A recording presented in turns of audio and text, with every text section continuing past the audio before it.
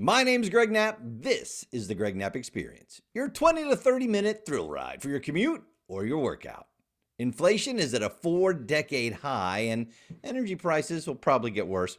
I've got great news on COVID survival rates, even without being vaccinated. The AP tells its reporters to change how they report COVID cases. I wonder why they're doing that now. And Senate Majority Leader Chuck Schumer admits the real reason he wants to nuke the filibuster, so his side can win. And we will use his own words against him on why you shouldn't get rid of the filibuster. It's all coming up this edition of the Greg Knapp Experience, and it starts right now. Let's go. All right, inflation hits a 4-decade high. Thomas Barabi reporting.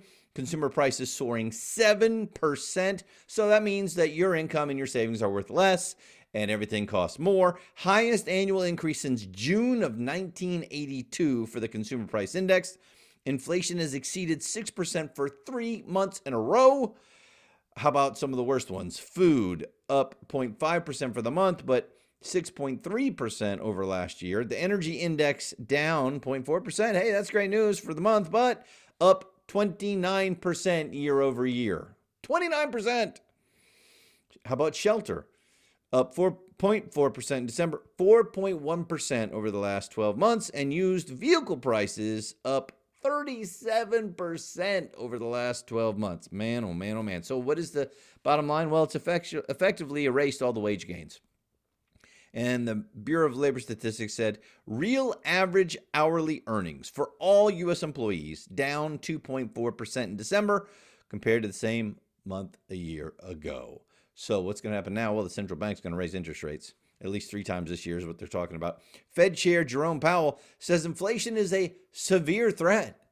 Really? You think? What happened to it's being transitory? Well, we were wrong. I mean, you're not always right.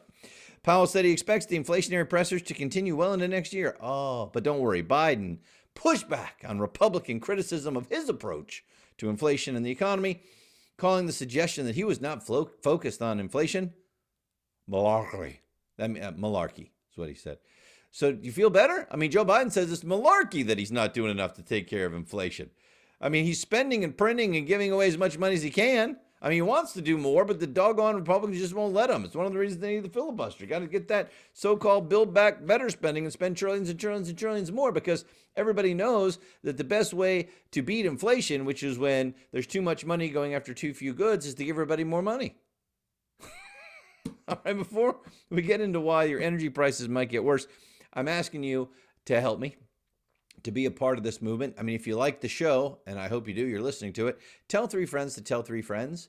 And we want to push back on the left view of America as being this horrible, awful, evil, systemically racist nation, and really rally around what makes America exceptional, which is the idea of America, that all men are created equal, that they are endowed by the Creator with certain inalienable rights. So we treat everybody as an individual and everybody's equal under the law. That's what we got to focus on. So tell 3 friends to tell 3 friends to listen to the program on anywhere you can find a podcast. It's called The Greg Knapp Experience. Like my Greg Knapp Experience Facebook page so we can keep up with each other. Twitter, Parler, Gab, Rumble, YouTube. I'm on all those too. It's always The Greg Knapp Experience. Today's soaring energy price is only the beginning. Bjorn Lomborg is a guy who is not a conservative, really. Politically, I think he's a liberal. He does believe that man is contributing to global warming, but he's looked at it all and he said, you know what? Not nearly as much as the radicals say, and it's not the best use of our money to go after the things that they claim are going to change our climate. And he keeps pointing out these little inconvenient truths that Al Gore ignored, like it's going to cost a heck of a lot of money and do probably next to nothing. Energy prices are soaring, likely sign of things to come. Now, said some people will say, well, demand of the rebound after lockdowns, a drop in renewable electricity output from a lack of wind in Europe during most of 2021, increasingly costly climate policies. Yeah, all those things are true. And the one that's going to stick around for a very long time, the increasingly costly climate policies, trying to achieve net zero emissions. That's going to make the prices go through the roof. Limiting the use of fossil fuels requires making them more expensive and pushing people toward green alternatives that still remain pricier than fossil fuels right now and less efficient. What he's basically saying is, look, people aren't just going to give this stuff up because you're going to look at your pocketbook and you say, well, why am I paying that much for wind and solar that doesn't even work as well when I can have my natural gas heat my house? Yeah, for less. So he said, we have to make it. The only way you're going to do this, you got to make the fossil fuels more expensive. In the UK, the real electricity prices have doubled since 2003, after they had dropped 500% over the entire 20th century. British climate policy had already added more than £10 billion annually to the national electricity bill by 2020. So even before last year's energy price hikes, 50 to 80 million people in the European Union could not afford to heat their homes. Could not afford to heat their homes. It gets kind of cold in Europe. In the U.S., gasoline prices are up at a 7-year high. Gas heating is expected to be 30% more expensive this winter than last winter, and costs will continue to rise if politicians keep the net zero emissions goals. Why? Well, Bank of America finds achieving net zero globally by 2050 will cost $150 trillion with a T over 30 years. That's almost twice the combined annual GDP of every country on Earth. Oh, no problem. We'll just print some more money. Yeah.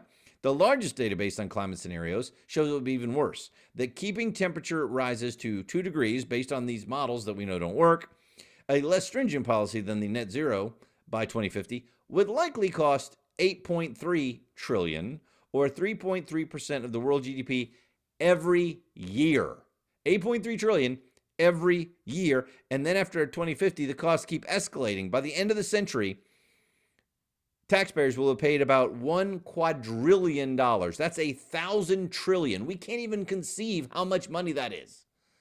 And the estimates are based on the assumption that all of the world will pay their fair share, including, places like China and India that say they're not going to. So that means America and Europe's going to do most of it, and which means even if we do everything we say we're going to do, it would do almost nothing to change the climate, even if you believe the models. But hey, why not try? For the U.S., one recent study in Nature found reducing emissions only 80% by 2050, less than net zero, just 80%, will cost more than $2.1 trillion in today's money annually by 2050. That's more than $5,000 per every man, woman, and child in America every year for something that will probably do nothing statistically significant to change the climate, especially if China and India don't join in. But hey, we're trying to do the right thing. How many people will that hurt? How many people will not be able to heat and cool their homes, will not be able to fully feed their families? How much will it impact the growth of our economy overall? But we're doing the right thing. Grocery stores across the U.S. are now laid bare like the Soviet Union in 1981, says Jack Murphy. Have you noticed when you go into your grocery store, your favorite things aren't there? Or there's like little empty spaces. And what they're doing is they're kind of spreading things out so it doesn't look as bad as it was. But yes, we're having shortage of basic foodstuffs. Now, we're still having enough food to eat, but it's not always the stuff you want, or you're missing some of your things. And Grocer Albertsons own Safeway say they expect the issues to linger for a longer duration. There are more supply challenges than we would expect more supply challenges over the next 4 to 6 weeks. I think as a business, we've all learned to manage it. We've all learned to make sure that stores are still very presentable and give the consumers as much choice as we want. Yeah, we're getting there. Yeah, sure. No, that's I walk into a store and I see these empty shelves and I see things that I want that are not there. And I'm like, I don't want to get used to a new normal. I want us to do the things that we need to do to get back to the America normal. How about you? Thanks, Joe. It's not all Joe's fault. No. He's printing and spending as much money as he can as quickly as he can. And he already fixed that problem in the supply chain out there off the coast of California. No, it didn't get fixed. Well, but he said he did. Even with all of this inflation and everything going on and people not working, CNS News' Terrence Jeffries pointed out the monthly Treasury statement came out. The first 3 months of fiscal 2022, October through December, the federal government has taken in more federal income taxes than ever before in the history of the nation. Over $1 trillion. Prior to this year, it was fiscal 2016 that had the most money. But with record collections, we still ran a deficit. The federal government ran a deficit of $377 billion. Yeah, $377.6 billion deficit, even as we're taking in. Just print more money. I mean, I don't understand what could possibly go wrong. Okay, now some great news on COVID before we get to the less great news. There's a professor now, Paul Joseph Watson is reporting. Professor John Ioannidis has published a new study, and it looks at the survival rates for COVID. Excuse me. I don't have COVID. It's not COVID. It's just a cough. It wasn't even a cough. I just had to clear my throat. This was done before the advent of mass vaccination programs, okay? And this study looks at the survival rates of different age groups. Under the age of 20, your survival rate for COVID, and this is before vaccinations, 99.9987%, which means the fatality rate is 0.0013. And by the way, this doesn't even factor out the people who died who had comorbidity. So this is for everybody who was not vaccinated. As we get more and more data in that he's been looking at, under the age of 20, you've got a 99.9987% survival rate. Wow. 20 to 29, your fatality rate is 0.0088. 30 to 39 years old, it's still a 0.021% fatality rate. 40 to 49, 0.042. Okay, when it starts to get a little bit tricky here, you get to 50 to 59-year-olds, 0.14% fatality rate. And 60 to 69, 0.65%. So think about that. If you're 60 to 69, 0.65%, and that was unvaccinated. It's got to be even lower now, right? 70 plus if you're not living in an at-home care, what do you call it? Old folks home. Can I say it? You can't call it that. Assisted living. There you go. Thank you. If you're not in assisted living, it was 2.9% fatality, and everybody 70 years and up, assisted living, comorbidities, 4.9%, which is not good. Well, that was all before vaccines. So if we're saying even before vaccines, if you were under 20, there's a 99.9987% survival rate. Why are we shutting schools down? Well, somebody's going to die still. The high at risk, they can stay home and do at-home learning. But everybody else? No. This means even for the elderly, more than 95% of those infected survive. 97.1% if they're not in a care home. The survival rates include people with underlying health conditions, so the healthy rates are probably even better. Omicron is now reducing the severity several fold further. That's some really good news.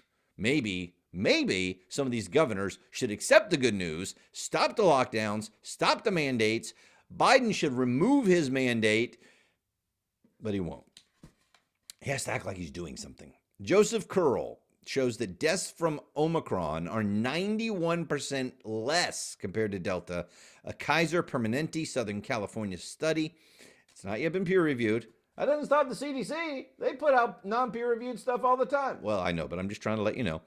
People with Omicron infections are 74% less likely to need to be placed in the intensive care unit, and there was a 53% reduction in risk of being hospitalized. The duration of the hospital stay is approximately 70% shorter, and in Omicron, 90% of the patients were expected to be discharged from the hospital in 3 days or less.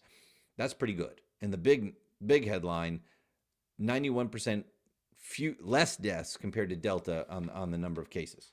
So yes, there's a lot more cases, but a lot fewer of those people are dying. A lot lower percentage of those people are dying. Now, again, if you have a 0.0002% fatality rate and 10 people get it, it's a lot different than 10 million people get it on how many people will die, right? So I'm not trying to diminish the fact that people do die from this, but it is encouraging news. Now, here's the discouraging news on this. Greg Piper talked about another bad study that the CDC has put out. For the second time in less than a month, medical experts were all over the methodology of a study published in the agency's Morbidity and Mortality Weekly Report. Now, again, it's not peer-reviewed. The CDC's COVID and diabetes research found that children and teens who recovered from infections are up to 2.5 times likelier to develop diabetes. And so the mainstream media just ran with that story. You probably saw it over the weekend. Well, the increased risk to this age group shows the importance of COVID prevention, including vaccination for all eligible persons. That's from the researchers. Prevent COVID-19 by using tools like masks and vaccines for those eligible, CDC tweeted out. But then the medical professionals came in. According to Waleed Jalad, director of Pitt's Center for Pharmaceutical Policy and Prescribing, said the study has really major limitations. The researchers used a single ICD-10-CM code, and we all know what that means, did not include laboratory data at the time of the diagnosis, could not reliably distinguish between type 1 and type 2 diabetes, and the study is also missing information on covariates, including obesity, that could have affected the association between infection and diabetes. But other than that, it was really good. And then we have the University of California, San Francisco's Vinay Prasad said the CDC is back with a new piece of propaganda, a new publication. He said the study's embarrassing. The analysis hinges on the idea that age sex-matched kids without COVID should be comparable to the kids who got COVID and the risk of diabetes. But the infection may be more likely to affect kids of lower socioeconomic status, of certain races, kids who are already overweight or suffering from medical problems. Does the CDC attempt to correct for any of these?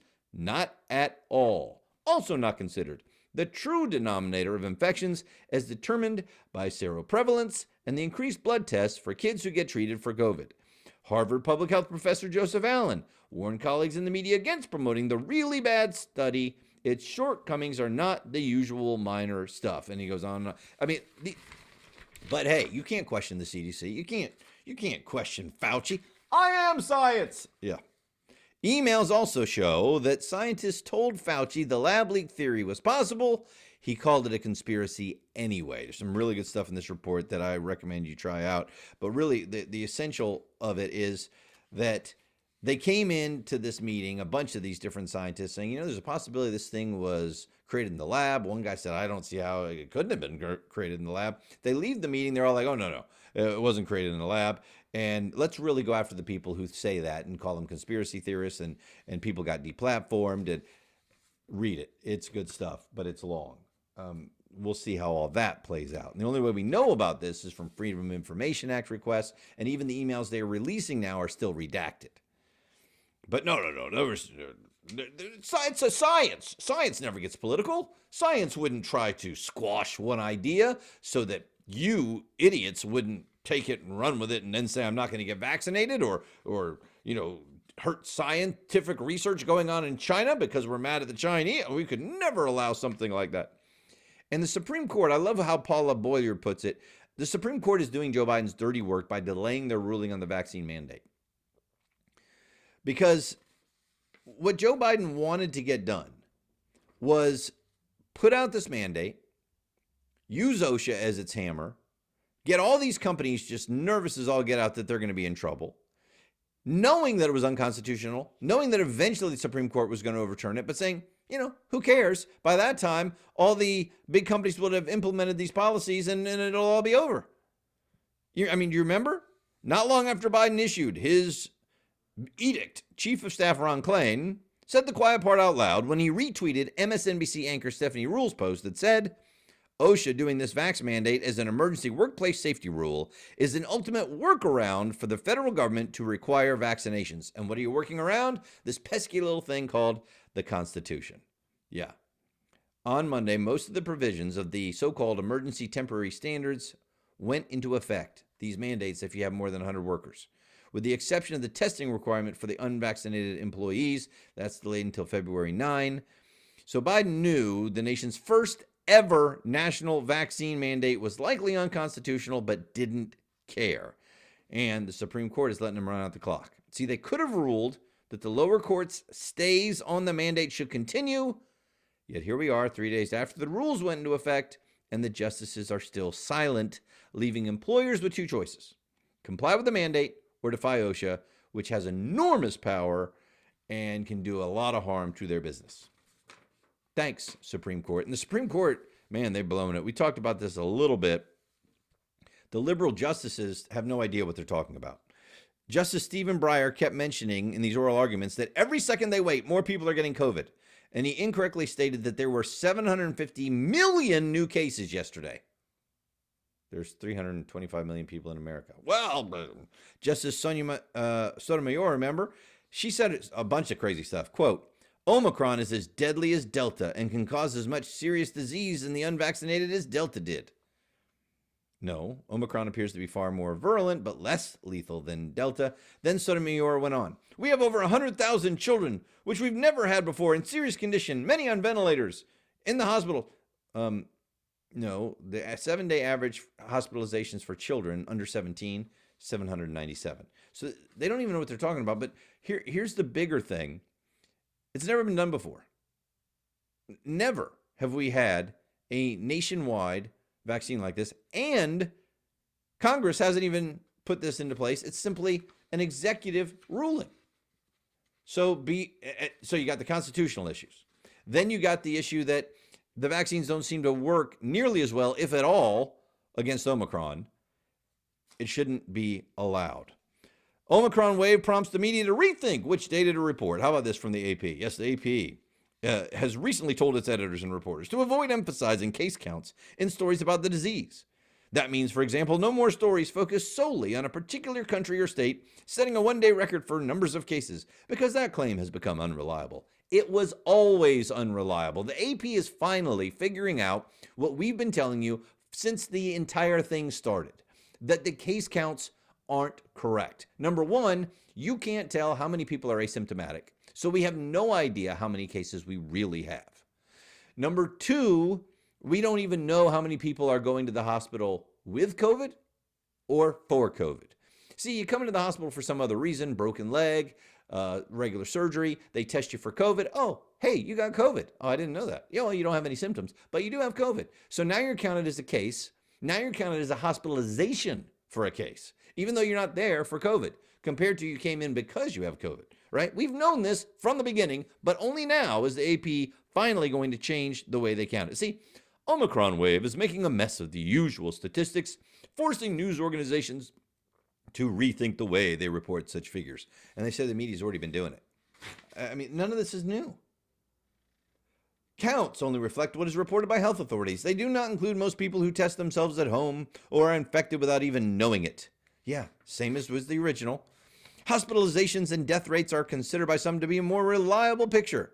Yet even the usefulness of those numbers has been called into question in recent days. In recent days? Let's see what's changed. Oh, well, at least the last year it's been Biden instead of Trump, so that probably changed. Recent days. In many cases, hospitalizations are incidental. They're talking about with or for COVID. None of this is new. And then we go to California. Haley Smith reporting. As hospitals reel, California tells coronavirus positive medical workers stay on the job. State officials are attempting to address California's staffing shortage. Well, part of it is they fired people who weren't vaccinated, and then the rest of it is people getting sick. It now allows asymptomatic healthcare workers who have tested positive to return to work immediately. The policy is designed to keep many healthcare workers on the job at a time when hospitals are expecting more patients. Okay, so let me see if I understand. If you're unvaccinated, you're fired. If you're positive for COVID, keep working. That makes perfect sense. I mean, who could question that? Here's some good news. The University of Louisville is bucking the trend for a lot of universities and saying, we're not going back to remote learning because the science shows in-person learning is safe. After careful ongoing review and significant discussion of the issues Omicron presents, we plan to continue in-person instruction and normal business operations this semester. Now, they noted that more than 91% of their faculty, students, and staff are vaccinated, a large number boosted as well. Of course, Omicron may not care. Additionally, the university noted that the risk of severe illness for people who are vaccinated remains very low. Yep, we just told you, and the survival rate is unbelievable, especially for young, healthy people. It's an even lower fatality rate. Research shows the Omicron variant causes less severe disease than previous variants. And they cited an Indiana University study. Get this. COVID transmission was lower when students took more in-person classes. What? Yeah.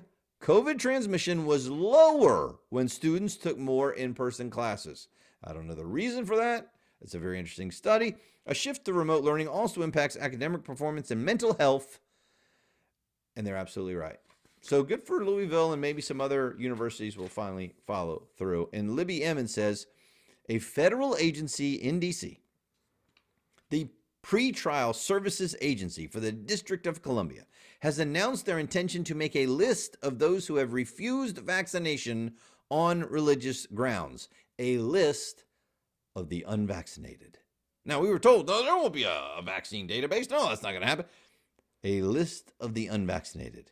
They are doing this in order to be compliant with Biden's executive order requiring federal employees to be vaccinated and the follow-up guidance as to how to implement that order. The database will be enacted February 10. Show us your papers. You're on the list. Nick Arama has also been picking up on what we've been talking about with Chucky Schumer. He is the Senate Majority Leader. He's the guy now that says we got to get rid of the filibuster. We got to do it for democracy. We've got to do it because these evil Republicans won't let us pass the things that we must do to make sure that Americans can vote and make sure that Trump doesn't steal the next election. Isn't that undermining our election? No. It's only that when Trump does it. So what he's really all about, of course, is Democrats winning and Democrats getting their way and Democrats winning every election moving forward. Over the weekend, Nancy Pelosi attacked Republican election integrity bills, claiming they were a legislative continuation of January 6. Representative Jim Clyburn said the real purpose of their so-called voting rights push, claimed the federal elections cannot be left up to the states, should not be left up to the states. Again, that's totally unconstitutional. But now we got Senate Majority Leader Chuck Schumer, and he came out and kind of gave the game away that it's really all about being able to win. And he's saying that if the Republicans actually, pass these voter integrity laws they've been passing around the country, it's going to be a lot harder for the Democrats to win. Listen to this. We are working, there are constant meetings, and not just among the few senators, but just about every senator, every single one of the 50 is talking individually to Joe Manchin, to Kyrsten Sinema. And they're saying things like, I'll lose my election if the legislature is allowed to do this in my state. We'll lose our majority, but I'll lose my election and we'll lose our majority. Oh, I thought it was all about democracy, Chucky. That's not what it's about. And then there was a little bit more.